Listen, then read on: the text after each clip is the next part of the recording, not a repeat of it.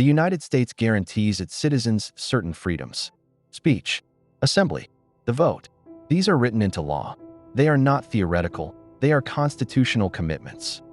But the architecture has a gap. Freedom of speech requires the ability to speak. The vote requires the capacity to show up. Assembly requires not being in survival mode. The 1.0 system guarantees the formal rights. It does not guarantee the material conditions that make those rights real. That is the architecture. The right exists. The capacity to use it, not guaranteed. The guiding star grants every person an equal claim to self-direction. Equal, not proportional to income, not conditional on circumstances. Equal. But self-direction requires actual capacity, food security, stable shelter, freedom from the level of financial desperation where every decision is a triage between things that should not require triage. When those conditions are absent, the equal claim is nominal. It exists on paper. It does not exist in practice.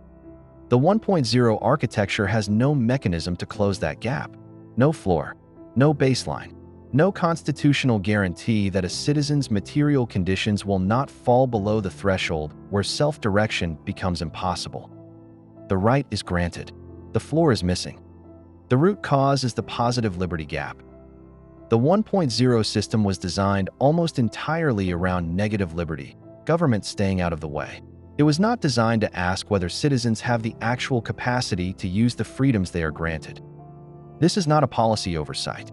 It is a design choice made in 1789, before industrial capitalism had produced conditions where the question of capacity becomes a system integrity question. The 1.0 architecture has no input validation for material conditions. Extreme poverty does not trigger a system alert.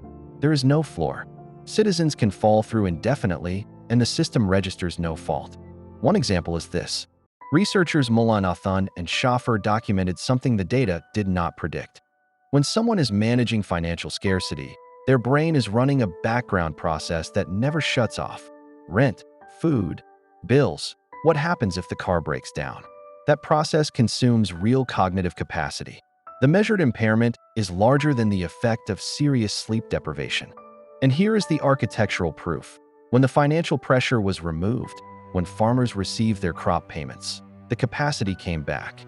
The same individuals, tested before and after the payment arrived, performed measurably differently. The limitation was not in the people. It was in the conditions. Raise the floor and the capacity is restored.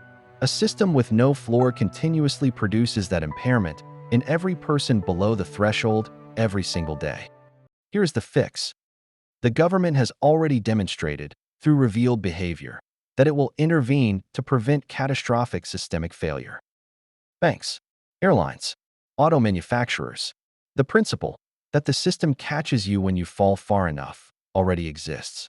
It has a minimum size requirement. You have to be a corporation to qualify. That is not a principled position. That is class-based bias dressed up as fiscal conservatism. The right to economic dignity is not charity. Charity is something extra that someone chooses to give. This is something the system already does. It just does not do it for you. Extending it is not generosity. It is closing a loophole. Raise the floor. Close the gap. Name it in the law. The next video closes layer 3. One right remaining. And it belongs to everyone who comes after us.